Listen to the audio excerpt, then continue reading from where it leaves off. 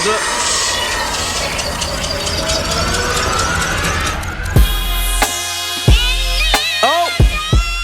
I can't stress enough why it is so important for you as a man to start desexualizing your mind more. Now, before you go tripping and getting crazy, I don't mean don't sleep with men ever again and all of a sudden you become a monk and you just, warding off sex and all this stuff. No. But what I'm saying is you have to understand that at a natural basis, you are pretty sure you're aware of because you're living it if you're a masculine man and what have you. Heck, men, period, even gay men, right? We're very physically and visually wired at a natural base, which means organically that part comes easy to us, right?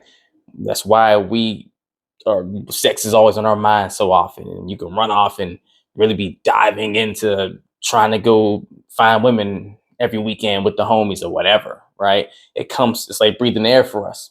So anything that comes that natural to us, right? It requires balance. If it's natural to us, that means we have to proactively build the opposite side to make sure it doesn't rule us and run away with us, right? I say this a lot to my clients when I talk about our superpowers we have. Like, some people are really good at building things, or some people are really good at being there for people, whatever it is. And they learned it early on and it became like a superpower because it gets you a lot of good results in life, right?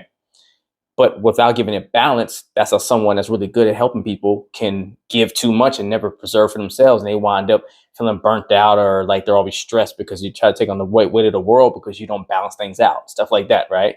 So for guys, right, at a primal wiring, physicality is there for us because it's the means to make sure we continue to reproduce, it do our part as a species and all that, right? Just like women, a lot of times they have to, learn to combat the desire to just maybe be hypergamous, right? Jump to the next best man or whatever, right? Because that's their natural wiring to want to self-preserve and be safe and be taken care of so they can survive, right? So versus men, you have to be able to understand what your natural training wheels are, which is your physicality and your visuals that we like, and build a sense of discipline around it, right? You need discipline. And so one of the first reasons why you want to do this is whenever you're able to discipline and suppress isn't the right word, but let go of the necessity to let your physical desires rule you, then now you start opening yourself up to have deeper emotional connections. This is very important because as men, we're not naturally as dialed into our emotions as women are because they're in feminine energy. That's about connecting and bonding. We come from more of our masculine energy, which is about production, problem solving, and challenge, right? And society always tells us, pull your bootstraps up, be a man, right? So we don't do the best at already jumping into our feelings, right? But you need that to connect to you, to understand what you actually need totality wise beyond just the physical, so that one, whenever you're picking women out there, you could pick a woman based off of more attributes that matter to you than just her body, right? Because your subconscious is tapped into what you need physically more because you understand your own emotions better now, right? And this is how you avoid being one of those guys that picks the chick that has baggage and things she hasn't healed from, but you keep dealing with her anyways, right? You wind up in a toxic relationship. You're like, I know she's crazy, but man, she looks great and her box is amazing, right? The sex is unreal, all that stuff. And you wind up in this unhealthy cycle because you're picking based off of your primitive or primal wiring instead of your elevated mastery, right? Which is tapping and understanding you better. Other piece is this. If you do love women, you can't connect with them best unless you understand your own emotions yourself first so that you can actually see and understand their emotions to actually bond with them. A lot of men go wrong with trying to get the results they want with women because they don't get women, right? Because you don't understand your own emotions to see in them where they might be having obstacles or things that, they're having issues with you about that you can't get or comprehend because you're not tapping into the needs and the emotions versus the physicality, right? Second big thing is men, your ability to focus is one of your biggest strengths, right? Women are really good at, being emotionally aware and connecting through a lot of different ways. But for men, we're really good at being black and white and we're laser focused and we get things done, right? We're good at being active and doing stuff. Execution. Your execution gets significantly dampened whenever you are clouded easily by your desires, right? When your focus is thrown off, because it takes you off your mission. And your mission is everything to you, because as men, we feel most prideful when we're building things that we feel like we've accomplished something and we feel like we matter, right? Some status, power, whatever the case is. And so whenever you allow your primal wiring to jump in all the time and throw your mind around, your focused women, right? They come, you building something, oh, here comes a woman, oh, you stop to go chase the piece of ass, right? Then now you are slowing down and take yourself off track towards whatever you're trying to build, which is everything to you, feeling like the prize-worthy man that you should be, right? Women prize themselves on their bodies and so forth, and they don't sleep with any man because it matters to them, and it should, right? And that's part of the reason why we value so much when we go to sleep with women, right? Because like, oh wow, I got this far with her, she let me into her, or all this other stuff, right? But you are extremely prize worthy yourself as a man, because women look for you to lead in a relationship. Not dictate, but lead, right? They look for you to be the security space, to provide, protect all these things, and be the masculine presence in the home whenever there's kids and all these other things. That's very important. So you got to treat yourself as such, right? So your focus gets thrown off whenever you let women be such an influence through your lust and desire, right? And you can't go do the things that allows you to feel like the man you want to feel like. Third reason, your own value. A lot of guys think, oh yeah, it's cool to go sleep with a lot of women, right? For the reason I was just talking about, where it's like, oh man, women, especially beautiful ones, they don't just let any man have them. And oh man, I want her so bad. And oh man, I got the prize, I won, right? Masculine energy, challenge, right? We feel like, oh, I just won. I just rose to the occasion. I beat out the other men and I got her. All that stuff. But what's the caliber of the women that you're sleeping with? See, two-way street, right? So yeah, you might be getting these women, sleep with a lot of women. You might feel proud of yourself that I'm that guy.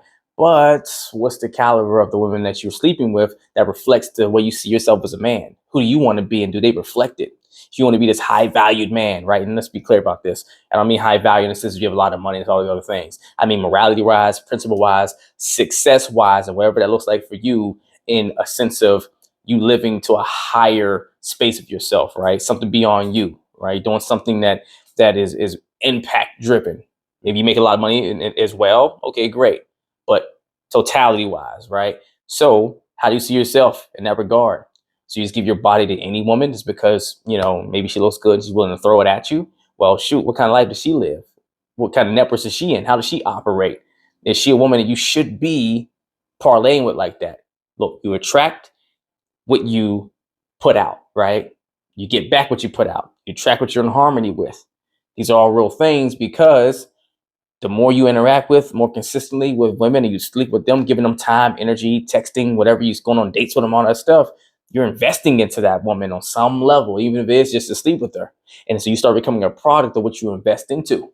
So if you're investing your time, your energy into women that are just out here, maybe they're out here running the streets, being ratchet, whatever you want to say, then now you start becoming a byproduct of that. Your caliber starts to match theirs, right? Last thing, your ability to have fulfillment in this life, which is what we all want at the end of the day, which is sustainable happiness. You can't get it if your life orbits around and you jump to every time you have an urge towards women, right? If the center of your world is women, you can't follow your purpose. Your purpose has to be the center of your world, because from that is what ties everything else, right? The mission building, right? Your focus to be able to go build something you're proud of and be successful. That comes back to your purpose, right? You feel like you're doing something that's worth being here, not just building any company, but the company that changed lives that you cared about, right? Something like that. And here's the catch. Whenever you are actually able to stay dialed into your purpose and make that the center of your world and not stopping to chase women, then now you put yourself in a position to where you start becoming the guy women want anyways. Women love a man that is high value, but through how he walks as a man. This is why you have women that they'll see the guy that may be rich, and maybe initially, because look, women have to learn, they have to master their, hypergamous needs, right? Or wanting to go feel secure and safe. Because a lot of times women will pick a man that is well off financially, but he's toxic or whatever, and they wind up leaving him or something, and becomes a horrible experience, right? So yeah, you can go be really successful financially, but be doing it for the reasons that don't serve a purpose, which makes you want to hold yourself to a higher standard. And then you'll wind up becoming a product of what it looks like. And a lot of times that's how you get men that are really successfully financially, but they're unhealthy on a relationship level, and they can never find a woman that they're able to be with for long term, because they attract women initially because all the bells and whistles, but they can't keep them because it's a toxic experience at the end of the day.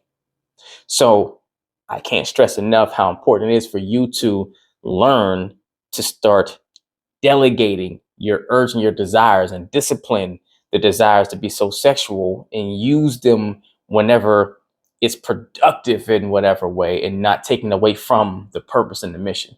And if you missed it, the key is find your purpose and your mission, right? What do you love? What do you have a passion for that you're going to build into something grandiose? Hopefully you make a lot of money from it, but something that forces you to drive yourself, to hold yourself to a higher standard, and to actually do that, connect with yourself, right? You can't even go follow your purpose unless you're dialed into your own self, right? On a deeper level.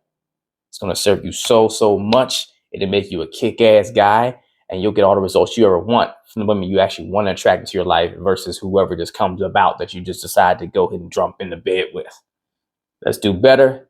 And if you need help with any of that, you can always reach out to me in my links, and I'll help you learn how to desexualize your mind so that you go out here and crush it as a man and in life. Let's get it.